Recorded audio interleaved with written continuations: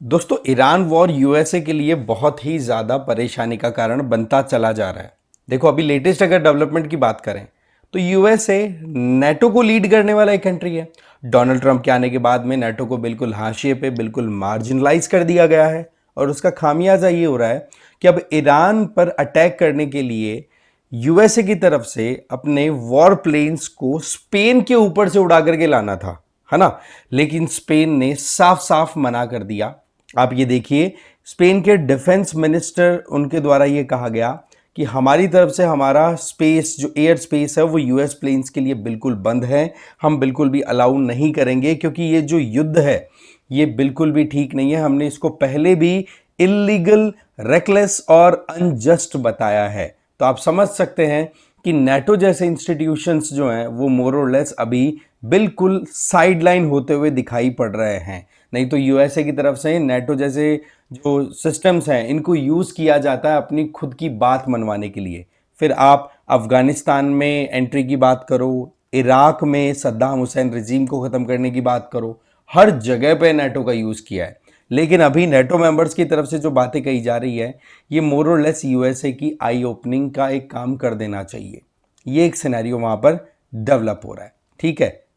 इसके अलावा आगे चलें। फर्स्ट आर्टिकल हमारा है एआई टोकन्स। देखो, जब भी हम आर्टिफिशियल इंटेलिजेंस टूल्स को यूज़ करते हैं, जैसे आप चैट जीपीटी, जेमिनाई कुछ भी यूज़ करते हैं, तो हम वहाँ पर कमांड देते हैं उनको कि भाई हमें कुछ ऐसा तैयार करके दो जो हमारी नीड को पूरा करे। अब वो जो कमांड जाती है ना, वो मोर और लेस एक कॉम्बिनेशन ऑफ वर्ड्स में जाती है। और वो कॉम्बिनेशन ऑफ वर्ड्स आपका हो सकता है, लंबी कमांड हो तो 50 वर्ड्स में चला जाए, हो सकता है 10 वर्ड्स में कंप्लीट हो जाए। तो कहने का मतलब ये होता है कि जब हम कोई कमांड देते हैं तो उसी के आधार पर हमें रिस्पॉन्स मिलता है। अब आप क्या देखते हो कि जो रिस्पॉन्स हमें मिला है वो फिर कई बार क्या होता है कि हम पेड सब्सक्रिप्शन लेते हैं ना एआई का, तो वो उसमें कैलकुलेशन का मामला लग जाता है कि किस आधार पर पैसा लगाया जाए। तो यहां पर एक पॉइंट आता है, दैट इज एआई टोकन, जिसका मतलब सिंपल है कि it's a smallest unit of data processed bye generative AI system. जो वर्ड्स भी हो सकते हैं, combination of words, punctuation, space, कुछ भी, राइट।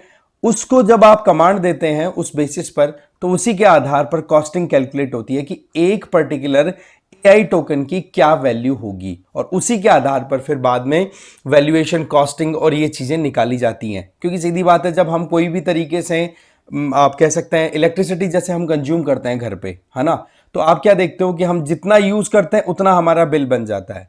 तो वैसा ही अभी एआई टोकन्स का जो मैकेनिज्म है वो डेवलप हो रहा है। और इस चीज में सबसे ज्यादा आगे जो काम कर रहा है वो है चाइना, जहां पर लोअर कॉस्ट आ रही है एआई टोकन्स की।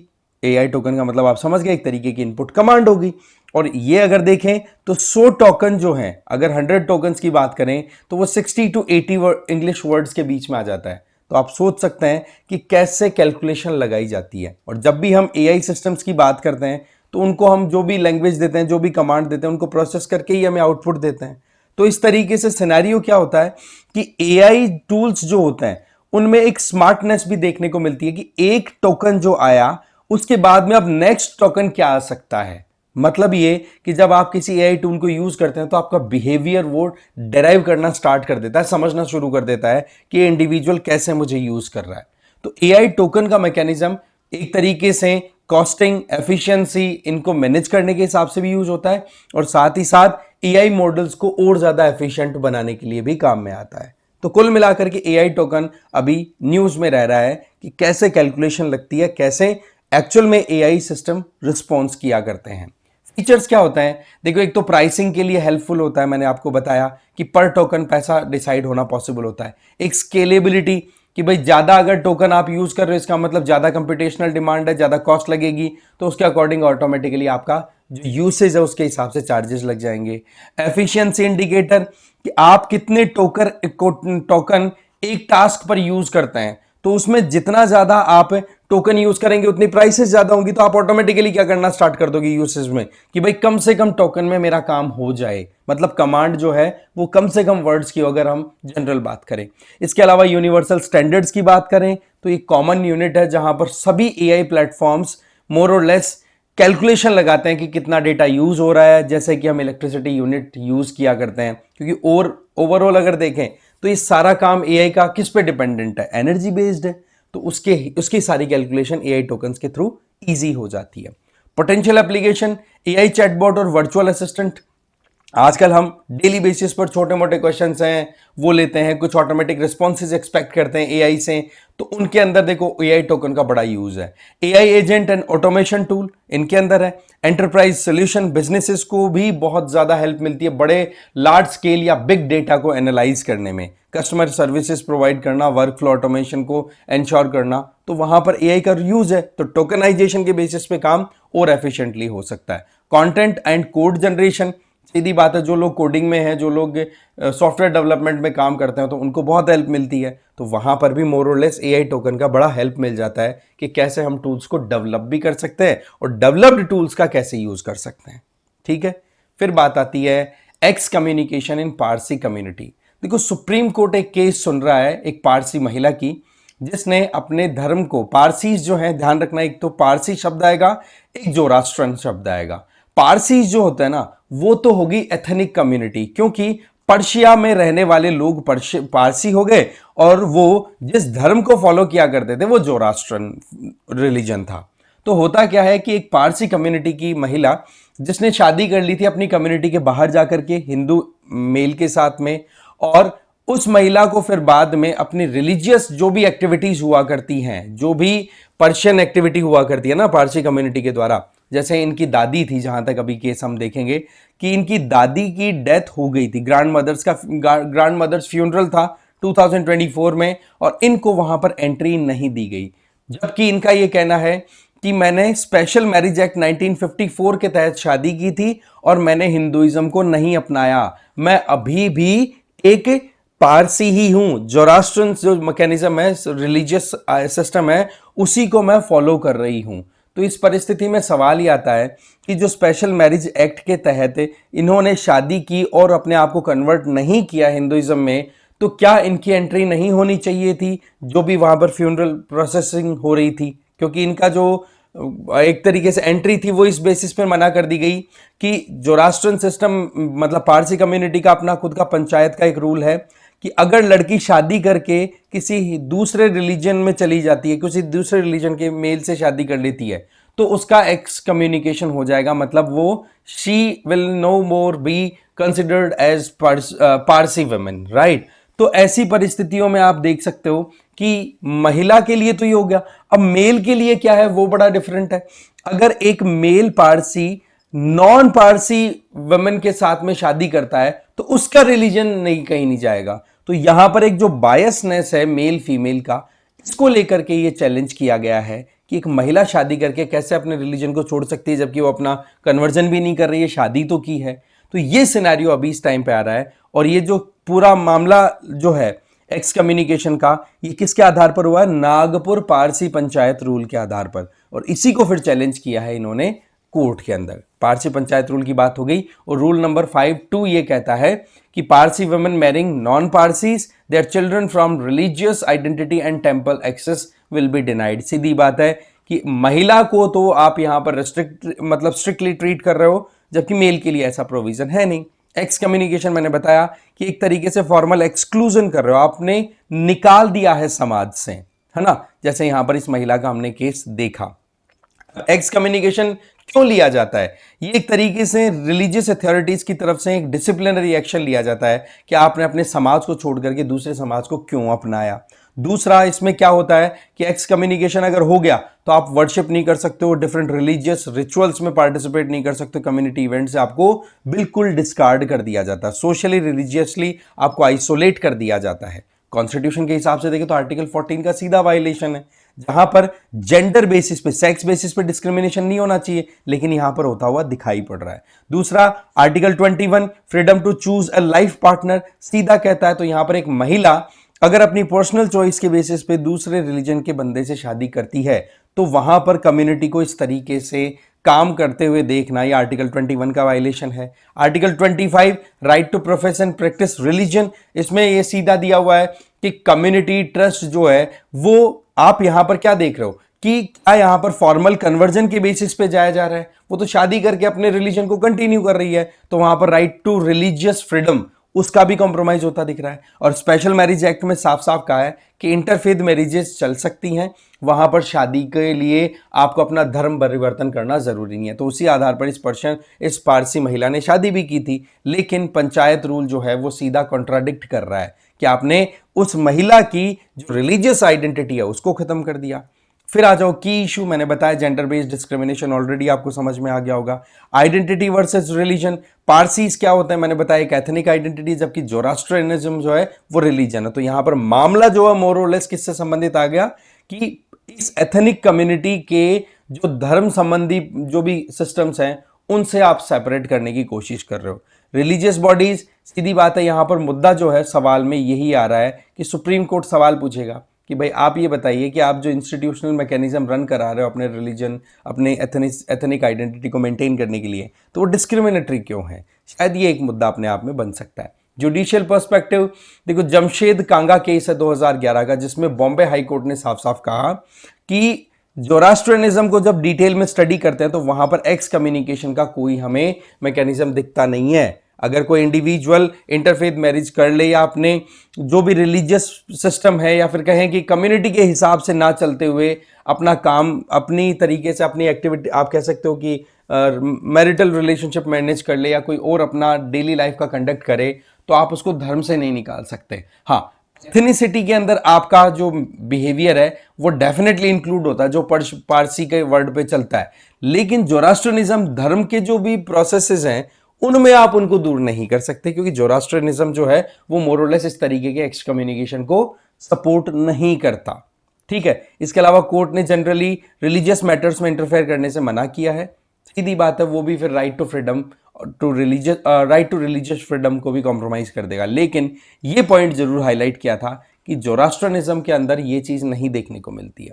पारसी कम्युनिटी देखो, हमारे देश में पारसीज की संख्या लगभग 60,000 है, ठीक है, और वर्ल्ड के सबसे पुराने रिलीजन्स में से एक है। और ये फॉलो किसको करते हैं, देखो ईरान जो आज का है वहां पर पर्शिया हुआ करता था और वहां पर जोरास्ट्र करके एक रिलीजियस लीडर हुए, उन्होंने इस रिलीजन की नींव रखी थी, इसलिए जोरास्ट्रनिज्म इसको बोल दिया जाता है।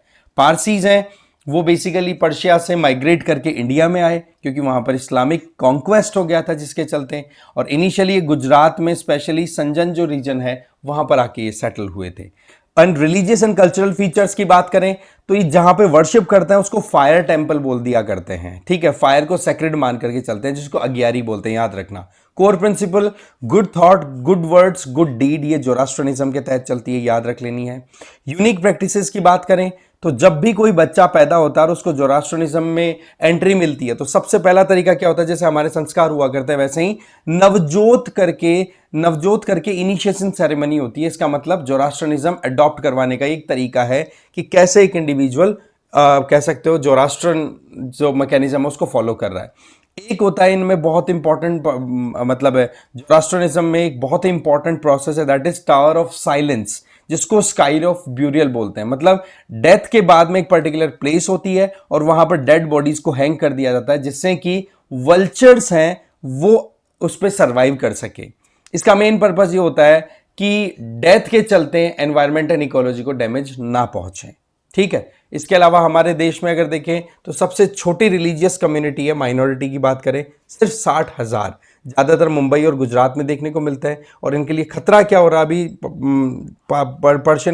पारसी कम्युनिटी के लिए, लो फर्टिलिटी, बच्चे कम पैदा हो रहे हैं, एजिंग पॉपुलेशन और डिक्लाइनिंग नंबर्स। इसके अलावा इकोनॉमिक एंड सोशल, भाई इंडस्ट्रियलाइजेशन और फिलंथ्रॉफी में इनका कंट्रीब्यूशन आउटस्टैंडिंग रहा है। जमशेद जी टाटा ग्रुप को जिन्होंने स्टैब्लिश किया, दादा भाई नौरोजी जिनके बारे में तो हम मॉडर्न हिस्ट्री में कितना ही पढ़ते हैं। तो कुल मिलाकर के इनका कंट्रीब्यूशन बहुत अच्छा, लिटरेसी, एंटरप्रेन्योरशिप, चैरिटेबल इंस्टीट्यूशंस, इनमें भी देखने को मिल जाता है। फिर आता है पेमेंट विजन 2028 आरबीआई। देखो आरबीआई की तरफ से 2028 तक का एक टारगेट रखा गया है, जिसमें ज्यादा भी नहीं तो 15 कॉन्क्रीट इनिशिएटिव लिए जाएंगे, जिनसे हमारे यहां पर जो फाइनेंशियल इंक्लूजन है उससे हम एक वर्ल्ड में फाइनेंशियल लीडर बन सके, जिसके चलते हमारे देश में जो एमएसएमईज ऑपरेट करते हैं उनको अब एक्सपोर्ट करने में भी, अपने प्रोडक्ट को एक्सपोर्ट करने में भी सहायता मिले। तीसरा, हमारा जो पेमेंट सिस्टम है उसको सेफ एंड सिक्योर करना है, क्योंकि डिजिटल ट्रांजैक्शंस हमारे बहुत हो रहे हैं। तो उस पॉइंट ऑफ व्यू से पेमेंट विजन 2028 है, आरबीआई ने लॉन्च किया है। अब समझते हैं ये 2028 का जो ये विजन है ये क्या क्या लेके चल रहा है। सबसे पहली चीज इसकी थीम याद रखनी है, shaping India's payment frontier. Focus area user empowerment, safeguard against fraud, efficiency in cross border payments and promoting doing business। ठीक है, ease of doing business. Clear है, ये चीजें याद रख लेना, एक एक पॉइंट बहुत इंपॉर्टेंट है। अब क्या क्या फीचर्स हैं, सबसे पहली चीज तो शेयर्ड रिस्पॉन्सिबिलिटी फ्रेमवर्क। देखो फ्रॉड्स को जब रोकना होता है तो एक तो होता है कि भाई किसी इंडिविजुअल ने पैसा भेजा है ना, और एक होता है कि किसी इंडिविजुअल ने पैसा रिसीव किया, अगर हम फाइनेंशियल फ्रॉड्स की बात करें। तो इसमें जो सेंड करने वाला बैंक है इशूअर, और जो रिसीव करने वाला बैंक है, इन दोनों बैंक्स की यहां पर अकाउंटेबिलिटी फिक्स की जाएगी कि आपके यहां पर अगर फ्रॉड ट्रांजैक्शंस हो रहे हैं तो आप क्या कर रहे हैं। इसका मतलब एक जॉइंट रिस्पॉन्सिबिलिटी सेटल करने का काम यहां पर मतलब एक तरीके से टारगेट में रखा जा रहा है। इससे क्या होगा कि फ्रॉड्स को डिटेक्ट टाइमली किया जा सके, क्योंकि पैसा रिसीव कौन कर रहा है, किसके अकाउंट में पैसा आ रहा है, उसको एकदम प्रॉपरली देखा जाए कि हाँ भाई ये बंदा यहां से पैसा इतना रिसीव कर रहा है, इमीडिएटली देखा जाए कि इतना बड़ा अमाउंट आया है तो किस वजह से आया है, तो ट्रेस करना बड़ा आसान रहे। तो दोनों बैंकों के बीच में एक प्रॉपर कम्युनिकेशन सेटल होगा तो आसानी हो पाएगी। दूसरा है ट्रेड रिसीवेबल डिस्काउंटिंग सिस्टम्स। जो ट्रेड्स है ना उसको और ज्यादा स्केलेबल बनाना और ज्यादा इंटीग्रेटेड बनाना। देखो सबसे पहले हमें ट्रेड्स के बारे में समझ लेना जरूरी है, इसको हम यहां पर समझते हैं। देखो ट्रेड्स जो होते हैं ये जनरली क्या होता है कि हमारे यहां पर जो एमएसएमईज है उनकी तरफ से कोई भी मान लो प्रोडक्ट अपना प्रोड्यूस किया गया है और उसको वो लार्ज कंपनी को अगर सेल कर रहे हैं, तो वो लार्ज कंपनी एकदम से तो जो अमाउंट जो उनके पास में कंसाइनमेंट आया उसका पेमेंट देंगे नहीं। वो क्या करते हैं कि इनवॉइस जनरेट हो गया, हाँ जी, बिल साइकिल जब कंप्लीट होगा तो ऑटोमेटिकली 1 महीना 2 महीना 3 महीने में आपके पास में पैसा आपको क्लियर हो जाएगा। लेकिन एमएसएमईज जो हैं वो तो बहुत स्मॉल स्केल पे ऑपरेट कर रहे हैं। अगर हम लार्ज स्केल कॉर्पोरेट या पीएसयूज की बात करें तो ऐसे में एमएसएमईज के पास तो पैसों की शॉर्टेज आ गई। अब उनके पास वर्किंग कैपिटल नहीं है, अब उनके पास तो केवल एक कागज का टुकड़ा है कि हाँ जी इतने टाइम बाद में हमारे पास पैसा आ जाएगा। तो उस परिस्थिति में एमएसएमईज को जो लिक्विडिटी चाहिए अपनी फंक्शनिंग के लिए, उसके लिए क्या मैकेनिज्म तैयार किया गया है कि आरबीआई की तरफ से ये एक इंस्टीट्यूशन या सेटअप तैयार कर दिया, इलेक्ट्रॉनिक प्लेटफॉर्म तैयार कर दिया, जिसमें क्या होगा कि जो एमएसएमईज अपने प्रोडक्ट को सेल कर रही हैं बड़ी कंपनियों को, उन सेल किए हुए अमाउंट का उनके पास में डेफिनेटली कोई ना कोई रिकॉर्ड होगा। वो रिकॉर्ड इस ट्रेड्स के लेवल पे सबमिट कर दिया जाता है ना। ये इलेक्ट्रॉनिक प्लेटफॉर्म है, ट्रेड्स के लेवल पे सबमिट कर दिया जाता है, और वहां पर जाकर के वो जो डॉक्यूमेंट है, वो इनवॉइस जो है, वो पर्ची, वो अपने आप में एक बहुत इंपॉर्टेंट कोलेटरल का काम कर जाती है। और वहां पर उसी ट्रेड्स के ऊपर कई लेंडर्स बैठे रहते हैं, कई उधार देने वाले बैठे रहते हैं। इंस्टीट्यूशनल लेंडर्स होते हैं बेसिकली वो, जिनका प्रॉपर रेगुलेशन आरबीआई की तरफ से रहता है। अब क्या होगा कि वो इनवॉइस को देख करके वो लेंडिंग कर दिया करेंगे और उस पैसे को यूज करके एमएसएमई अपना काम कंटिन्यू करते रहेंगे। अब इतने में ये जो यहां पर लार्ज कंपनी ने जो कमिटमेंट दिया था कि हमारा ये इनवॉइस 30 दिन 90 दिन इतने दिन में आपका क्लियर हो जाएगा, तो वो पैसा जो है वो अब एमएसएमई के पास नहीं आएगा, क्योंकि एमएसएमई को तो इस लेंडर ने बीच से ही उस इनवॉइस के बेसिस पे पैसा दे दिया। अब पैसा उस बायर जो लार्ज कंपनी ने खरीदा था, वो पैसा अब किसके पास आ जाएगा, उस लेंडर के पास में। इस तरीके का एक बीच का सा काम निकाला गया है जिसमें हल्का सा मिनिमम रेट के ऊपर काम हो जाए, ज्यादा परेशानी आए नहीं। तो ये पॉइंट क्या हो गया कि आप ईज ऑफ डूइंग बिजनेस को प्रमोट करना चाहते थे, तो ये ट्रेड्स जो है ये इलेक्ट्रॉनिक प्लेटफॉर्म है जो रिजर्व बैंक ऑफ इंडिया ने स्टार्ट किया, जिसके चलते एमएसएमईज को थोड़ा पैसे की सपोर्ट मिल जाए एक टेम्परेरी बेसिस पे। टेम्परेरी बेसिस क्यों बोला, क्योंकि यूज आप कर लो, अपना काम आगे करते जाइए, बाकी आपको जो पैसा मिलना था वो वहीं की वहीं आपका 24 घंटे के अंदर सेटल हो जाएगा। फिर रही बात उस लेंडर की और उस बायर के बीच की डील, एमएसएमई फ्री हो गए वहां पे, समझ गए। तो ऐसे करके ट्रेड्स प्लेटफॉर्म की बात करें तो अभी आर एक्सेल, ठीक है, receivable exchange of India limited है, ये काम कर रहा है एक तो। इसके अलावा M1 एक्सचेंज है, वो काम करता है। इनवॉइस स्मार्ट है, वो काम करता है इस मैकेनिज्म पे। ये ऑनलाइन प्लेटफॉर्म होते हैं। एमएसएमईज को अपना इनवॉइस अपलोड करना होता है कि हाँ भाई इस XYZ बायर ने, बड़ी कंपनी, चाहे वो प्राइवेट कॉर्पोरेट कंपनी हो, पीएसयू हो या फिर गवर्नमेंट की कोई एंटिटी हो, उन्होंने कुछ खरीदा है, तो वो इनवॉइस वहां पे अपलोड कर देते हैं। और इनवॉइस अपलोड करने के बाद में एमएसएमईज को वहां पर उसी प्लेटफॉर्म पर बेस्ड जो लेंडर्स है वो पैसा दे दिया करते हैं कि हाँ भाई आपका काम तो खत्म, अब इनवॉइस हमारा, हम पैसा बायर से वसूल कर लेंगे। ठीक है, ये ऑक्शन बेस्ड फाइनेंसिंग होती है इसमें कि कौन मिनिमम रेट के ऊपर एमएसएमई को फंडिंग दे रहा है ना, डिस्काउंट के हिसाब चलता है। इससे लिक्विडिटी अच्छे से अवेलेबल हो जाएगी, एमएसएमई को वेट नहीं करना पड़ेगा ज्यादा लंबे साइकिल के लिए। फाइनेंसिंग कॉस्ट है वो रिड्यूस हो जाएगी, क्योंकि वही बात है कि आज कोई 100 रुपए दे और 10 दिन बाद में कोई 100 रुपए दे तो फर्क आ जाता है इसमें। इसके अलावा क्रेडिट रिस्क मिनिमम हो गई, यहां पर एमएसएमईज का क्रेडिट नहीं देखा जाएगा। सीधी बात है कि जो इनवॉइस है वो किसने दिया, वो दिया है बायर ने, राइट। तो बायर की क्रेडिट वर्थीनेस देखी जाएगी, ना कि एमएसएमई की। तो एमएसएमई को ये नहीं सोचने की जरूरत है कि जी हमारा तो सिबिल या फिर हमारा जो स्कोर है लोन लेने का वो अच्छा नहीं है तो हमें तो प्रॉब्लम है। नहीं, आपने तो अपना माल बेच दिया। अब इनवॉइस के बेसिस पर, इनवॉइस किस कंपनी ने इशू किया है, क्या वो यहां पर ट्रेड्स पर एप्लीकेबल है या नहीं, क्या वो क्रेडिट वर्थीनेस है कि नहीं, तो उसके अकॉर्डिंग फिर आगे काम चलता है। पार्टिसिपेंट एमएसएमईज तो हो ही गए, बायर्स हो गए, और फाइनेंसर जैसे बैंक और एनबीएफसी यहां पे काम करते मिल जाएंगे। तो ये आपको थोड़ा ध्यान रख लेना है। तो ये जो ट्रेड्स का मैकेनिज्म है ना, इसको थोड़ा डिफरेंट मैनर में ऑपरेट करने की बात की जा रही है। कैसे?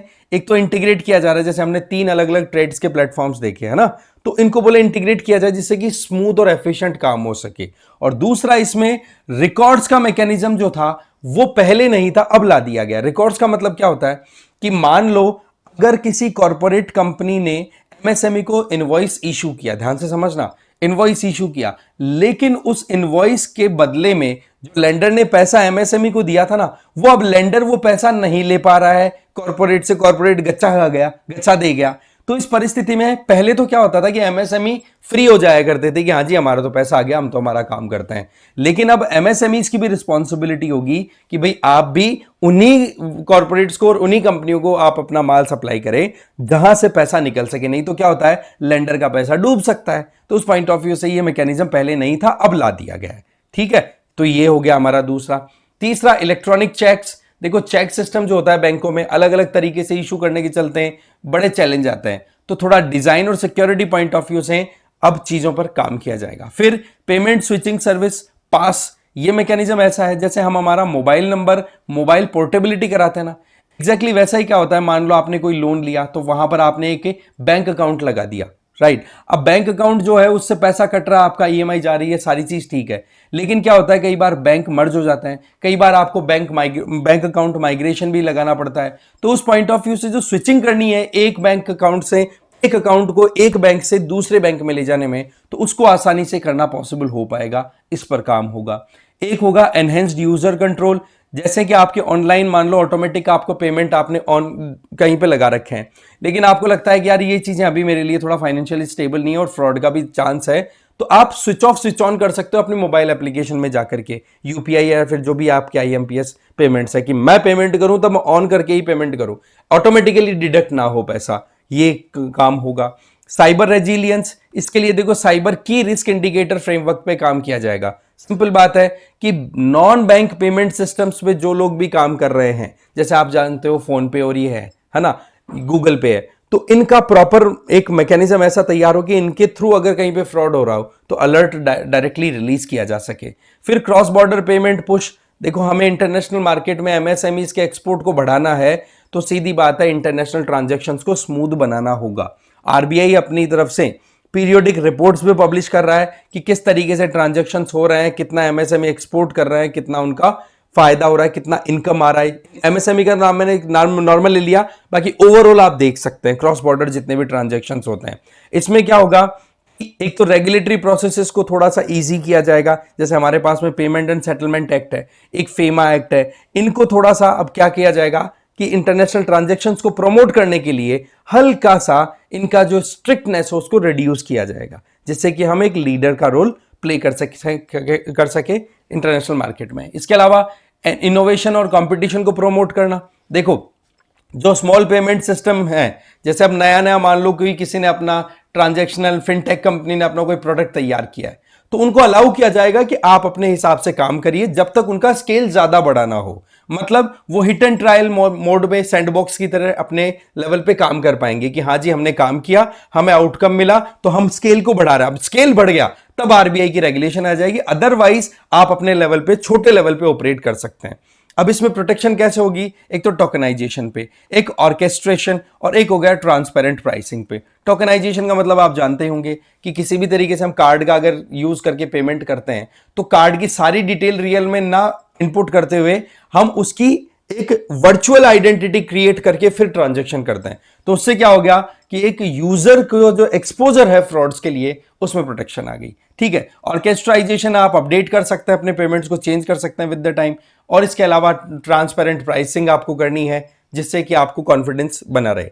कुल मिलाकर के नए सिस्टम्स को एनरोल करवाना और उनको स्पेस प्रोवाइड करना, साथ में यूजर का प्रोटेक्शन इंश्योर करना।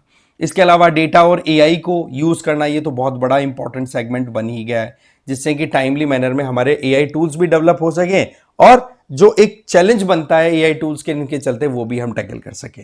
राइट। इसके अलावा रेगुलेटरी एक्सपेंशन एंड आइडेंटिफायर, देखो रिस्क मैनेजमेंट प्रॉपरली हो सके, है ना, और साथ ही साथ domestic legal entity identifier, RBI ये एक तरीके से नया मैकेनिज्म तैयार कर रहा है। सीधी बात है कि कहीं पर कोई भी तरीके से रिस्क अगर आ रही है, चाहे वो साइबर सिक्योरिटी वाइज हो, चाहे हम ये देखते हैं आजकल डिजिटल अरेस्ट के कई केसेस आ रहे हैं, नए नए तरीके के फाइनेंशियल फ्रॉड्स आ रहे हैं, तो उनको टाइमली मैनर में आइडेंटिफाई करके और उनके खिलाफ में कार्रवाई करना, ये सारा पूरा मैकेनिज्म रहेगा आरबीआई का पेमेंट विजन 2028 का। सिग्निफिकेंस देखो, फाइनेंशियल लीडरशिप में हमें जाना है, जहां पर हम इंटरनली फाइनेंशियल इंक्लूजन की बात करते हैं कि देश में कोई भी फाइनेंशियली ऐसा ना हो कि वो एलिजिबल है फिर भी वो यूज नहीं कर पा रहा है, क्रेडिट नहीं ले पा रहा है, इन्वेस्ट नहीं कर पा रहा है कहीं पैसा, तो वो इजीली हो सके। ठीक है, डिजिटल इकोनॉमी को स्ट्रेंथन करना, ट्रस्ट एंड सिक्योरिटी को प्रमोट करना, ये हमारे मेजर टारगेट्स रहेंगे। और एमएसएमई को इसमें मेजर सपोर्ट मिलेगा, जो मैंने बताया कि कैसे आप एक्सपोर्ट्स के ऊपर काम कर पाएंगे इंटरनेशनली, अपने माल को बेच करके और जो भी रिसीवेबल्स है उनको मैनेज करते हुए। ठीक है, तो ये सारा का सारा हमारा हो गया ट्रेड्स, मैंने आपको समझा ही दिया। अब आप बताओ, पारसी कम्युनिटी की बात करें तो क्या सबसे पहले वो पंजाब में सेटल हुए थे? नहीं ना, कहाँ सेटल हुए थे, कमेंट करके बताना आप। ट्रेड्स की बात करें, ये एक इलेक्ट्रॉनिक प्लेटफॉर्म है, आरबीआई की तरफ से इंट्रोड्यूस किया हुआ, ये बात बिल्कुल ठीक है। फिर अब बात कर लेते हैं हमारे कल के क्वेश्चंस की। देखो यूएवी वेस्ट क्वेश्चन पूछा था ड्रोन से रिलेटेड, तो तीनों स्टेटमेंट्स में आप देखोगे ऑल ऑल ऑल ओनली इस तरीके के स्टेटमेंट दिए हुए हैं ना, तो ये मोर और लेस तीनों के तीनों स्टेटमेंट गलत हैं। ठीक है, आंसर इज डी। और वहीं पर तीसरा जो क्वेश्चन था उसमें इलेक्ट्रिक व्हीकल्स में बैटरीज की बात हुई और उसमें पूछा कि इनमें से कौन सा मटेरियल कैथोड को बनाने के लिए यूज होता है, तो देखो कोबाल्ट हो जाएगा, लिथियम हो जाएगा, निकिल हो जाएगा, लेकिन ग्रेफाइट नहीं, तो ऐसे में आंसर आपका सी चला जाएगा। डिटेल में आप देखना चाहें तो ये आपको पीडीएफ मिल ही जाती है, तो आप देख लेना। बाकी आज के क्वेश्चन आप लोगों के लिए यहाँ पर है, अच्छे से देखो इनके और आंसर आपको कमेंट बॉक्स में जरूर दे देना है। ठीक है, बाकी इस वीडियो में इतना ही, और पीडीएफ के लिए पिन कमेंट में लिंक दे दिया गया है, वहाँ से आप डाउनलोड कर सकते हो। Thank you very much.